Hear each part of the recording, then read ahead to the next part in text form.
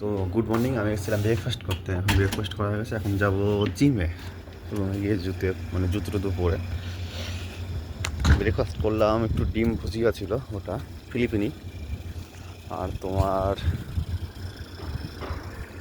ভাত খেলাম হালকা, কারণ রুটি টাইপের একটা যেটা এখানে পাওয়া যায় সেটা অতটা ভালো না। আর একটা তো খায়, ওই জন্য হচ্ছে কটা হালকা করে ভাত খায়। তো এক প্রথম ভাত খেলাম। আর আজকে গরম নেই, মানে কুপনের বাইরে ঠান্ডা আছে, কিন্তু রোদ উঠেছে মেন হচ্ছে ওইটা, ওই জন্য অতটা হচ্ছে না। তো এরকম রোদ উঠলে ভালো লাগে, কিন্তু একটু হাওয়াটা যদি কম হতো না, ঠান্ডাটা, তাহলে বেশি ভালো লাগতো।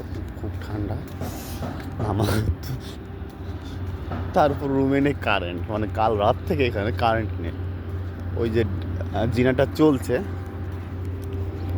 আওয়াজ পাচ্ছ একটা শোষে করে, ওই যে ওইটা চলছে অরেঞ্জ কালারের, কিন্তু সেটাও না, মানে রুমের লাইটের